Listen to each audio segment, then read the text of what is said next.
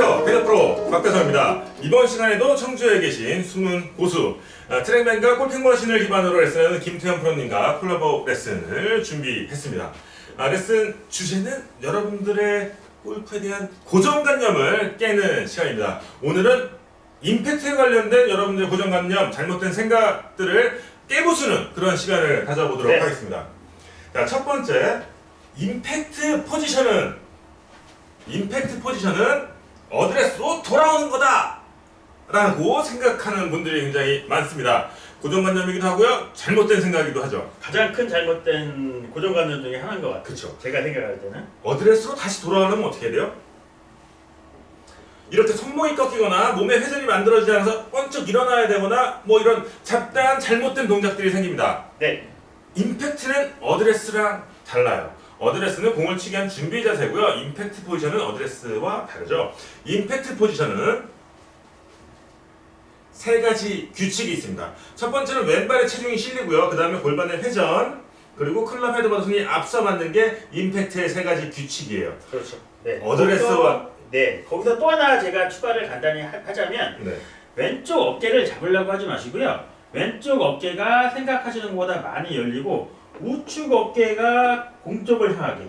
좋습니다. 거의 임팩트 위치가 이 위치에서 임팩트가 되셔야 되는데, 보통 아마추어 분들은 탁 멈추죠. 여기서 어드레스 상태로 돌아오기 위해서 탁 멈춰버리면 안 좋은 점이 두 가지가 있을 것 같아요. 스피드도 많이 떨어질 수 있고, 또 페이스 컨트롤이 잘 안 되는 경우가 상당히 많을 것 같아요. 네. 그래서 이런 것들을 깨기 위해서 간단하게 여러분들은 연습을 하면서 이런 드릴로 연습을 좀 하실 필요가 있어요. 지금 문제점들이나 이런 거 다 설명을 드렸잖아요. 그러면 어떻게 이것들을 고치냐? 어드레스를 하고요. 방금 말씀드렸던 듯이 임팩트 포지션을 만들어주는 거예요. 임팩트의 규칙을 지켜서 왼발의 체중, 힙의 회전, 클럽 회전, 손이 앞서 있고 그 다음에 어깨도 살짝 더 이렇게. 그렇죠. 왼쪽 어깨가 좀 더 열려 있는 요런 상태에 임팩트 포지션을 만든 다음에 바로 백스윙을 연결해서 그렇죠. 공을 치는 거죠. 이런 식으로 여러분들이 임팩트 픽스 동작을 만들어 놓고 백스윙 연결해서 공을 치게 되면 보다 더 정확한 임팩트의 위치를 찾을 수 있게 됩니다. 그리고 또 하나의 고정관념이 뭐냐면, 우리가 인위적으로 임팩트를 만드는 게 아니고 백스윙을 해서 피니시로 넘어가는 그 과정 속에 임팩트가 자연스럽게 나오는 거지, 인위적으로 절대 만들어서는 임팩트를 잘 할 수가 없어요. 그렇죠. 이렇게 휘둘러지는 과정 중에 임팩트는 나오는 거지 딱 이렇게 치는 게 아니에요. 휘둘러지는 멈추시면 안 됩니다. 그렇죠. 치려고 그러면 멈추잖아요. 그게 아니고 휘둘러지는 과정 중에 임팩트는 나온다. 근데 왜 아마추어 분들이 자꾸 임팩트에 대한 그 고정관념이 강할까요? 공을 똑바로만 치라고 하기 때문인 거죠. 그것도 물론 그렇지만, 제가 생각할 때 가장 큰 거는 잡지책이나 동영상 같은 거를 봤을 때 그것도 있죠. 컷사진이나 슬로우 비디오예요. 네. 타타타타타타타 네. 빵. 근데 이 동작이, 선수들이 이 동작을 만드는 게 아니고 정상적인 1.5초 안에 스윙을 하는 거를 초고속 카메라로 찍어서 구분 컷사진을 보여주는 건데, 아마추어 분들은 자꾸 이 동작을 인위적으로 만들려고 하다 보면 어떤 현상이 나오냐면, 회전을 자꾸 억제시키고 자꾸 멈추는 동작을 만들 수밖에 없거든요. 자꾸 멈추는 동작이 나오게 되죠. 그렇게 하시다 보면 내가 머릿속으로 생각할 때는 페이스가 정확하게 임팩트가 될 것 같지만 페이스 컨트롤에 상당히 어려움을 느낄 수가 있어요. 그렇습니다. 네. 자, 또 한 가지는 왼쪽 손목에 대한 움직임이 좀 있죠. 네. 네, 제가 좀 부연 설명을 헤드가 좀 큰 걸로 설명을 드리면, 머리만큼 큰. 네. 어드레스 상태를 하시고, 보통 아마추어 분들의 고정관념이 우리가 지금까지 설명한 것처럼 어드레스 상태로 돌아오면 어떤 가장 안 좋은 두 가지 현상이 나올 수가 있는데요. 멈추다 보면은 헤드가 왼쪽 손목이 꺾이면서 페이스가 이렇게 닫히는 현상 하나가. 그렇죠. 두 번째는 뭐냐면, 왼쪽 손목의 코킹을 풀지 않기 위해서 몸의 회전은 멈추고 왼팔이 지면으로 공 나가는 방향으로 직선으로 끌다 보면 페이스가 이렇게 열릴 수밖에 없어요. 어디로 가요? 네. 절로 가요. 네. 절로. 이렇게 되다 보면 어떤 현상이 나오죠? 그렇죠. 그렇죠. 절로 가니까 방어하기 위해서 네. 손을 또 딱 제껴버리죠. 그러니까 이 두 가지를 계속 반복하시는 거 같아요. 근데 우리가 페이스 컨트롤을 하기 위해서는 좀 더 편하게 페이스 컨트롤을 하기 위해서 어떤 생각을 하셔야 되냐면, 왼팔하고 왼손에 양손에 힘을 빼신 상태로 몸의 회전에 의해서 왼팔과 손 그다음에 클럽이 나중에 뒤따라오는 느낌으로 회전을 하시면 내가 굳이 스퀘어를 안 만들려고 하셔도 스퀘어에 가까운 그 임팩트 포지션을 잘 만들 수가 있거든요. 그쵸. 네. 그래서 보통 연습을 몸을 잡아놓고 팔만 이렇게 가는 팔로우보다는 들어놓고 몸이 회전이 많이 열린 상태로 양팔을 내 가슴 앞에 이렇게 유지시키는 팔로우 연습을 하시면 임팩트가 많이 좋아지실 거예요. 네. 굉장히 좋은 이미지죠. 뭐 예를 들어서 대걸레질이나 빗자루질 할 때 뭐 이러는 거잖아요. 그렇죠. 이렇게 이렇게 몸이 회전하면서 클럽을 갖고 와야 되는데 뭐 여기 빗자루는 아니지만 이런 느낌이어야 되는데 이렇게 치는 거잖아요. 이렇게. 지금 박태범 프로가 지금 묘사를 하는데 여기서의 고정관념이 또 하나가 또 나오는 것 같아요. 또 뭐가 있을까요? 아마추어 분들이 가장 큰 또 그 고정관념 중에 하나가 헤드를 몸의 회전보다 먼저 보내려고 하는 그런 고정관념이 상당히 많으신 것 같아요. 네. 그러다 보면 어떤 현상이 나오냐면 헤드를 내 몸 회전보다 먼저 보내야지 스피드가 빠르다고 생각을 하셔서 헤드를 먼저 보내는 현상을 하게 되면 임팩트 순간에 페이스가 많이 다칠 수밖에 없어요. 네네. 네. 절대 헤드는 내 몸의 회전을 앞질러서는 안 되죠.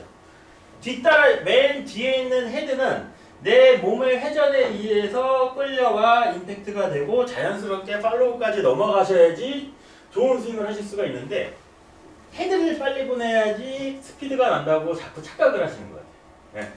네. 이것도 고정관념 중에 하나인 것 같아요. 네. 방금 동작은 투수가 공 던지는 거랑 비교하면 이런 거죠. 몸이 다 디뎌지고 중심이 왼쪽으로 간 다음에 탁 던져져야 센 건데 몸을 앞질러 손만 이렇게 한다고 해서 빠른 게 아니죠. 그렇죠. 네. 디뎌지고 쑥빵 이 동작이 되는데 대부분 이렇게 하면 더 빠르다라고 생각을 하시는 분들이 생기는 거예요. 그 지금 했던 그 설명을 부연 설명을 조금 하자면 투수가 공을 던질 때는 오른팔이 릴리스가 되는 원리는 뭐냐면 팔에 힘이 빠진 상태로 몸을 딛고 몸이 공 가는 방향으로 몸이 열려주고 오른팔이 풀리게끔 몸의 회전에 의해서 풀어줘야 되는데 이 동작도 어떻게 보면 공만 이렇게 먼저 던진다고 절대 공이 빠르게 나갈 수가 없거든요. 그렇죠. 네. 전체적으로 몸의 동작이 좀 선행되어야 된다. 물론 뭐 약간 케이스 바이 케이스일 수 있습니다. 그 몸의 움직임이 지나치게 빨라서 스트레스가 나는 분들에겐 뭐 이런 동작도 필요하긴 하지만 기본적으로 이게 올바른 스윙의 개념은 아니다라고 알고 계시면 좋을 것 같아요. 스윙에는 정답이 있는 게 아니고 본인만의 어떤 해법이 있는 거잖아요. 그렇죠. 네. 그 릴리스 동작도 여러 가지 패턴이 있는 겁니다. 조던 스피스처럼 이렇게 스퀘어 릴리스라는 선수들도 있죠. 네. 왼쪽으로 가는 공을 좀 막기 위해서 조금 더 바로 치기 위해서 뭐 이렇게 스퀘어 릴리스라는 경우도 있고 뭐 거리를 더 내기 위해서 이렇게 풀로 릴리스를 하는 경우도 있는 겁니다. 그냥 패턴이 다른 거지만 기본적인 개념은 몸의 움직임이 선행되고 손이 따라와야 된다라고 알고 계시면 좋을 것 같아요. 네. 그리고 조던 스피스 얘기가 나와서 좀 부연 설명을 드리면 조던 스피스의 페이스 앵글을 유지하는 이 릴리스 패턴은 내가 거리를 상당히 손해를 보더라도 방향성 위주로 치기 위한 그 방법이지 이 패턴을 드라이버에 접목시켜 버리시면 상당히 또 안 좋은 결과가 나올 수 있을 것 같아요. 네네. 왜냐면은 골프에 있어서 스피드가 나는 거는 몸의 회전, 팔이 펴지는 것도 있지만 페이스가 열리고 닫히는 이 스피드도 무시를 못하는 거죠. 그럼요. 네. 근데 우리가 드라이버를 똑바로 친다고 들어놓고 페이스를 유지하려고 하다 보면 스윙을 그리게 될 수밖에 없을 것 같아요. 네.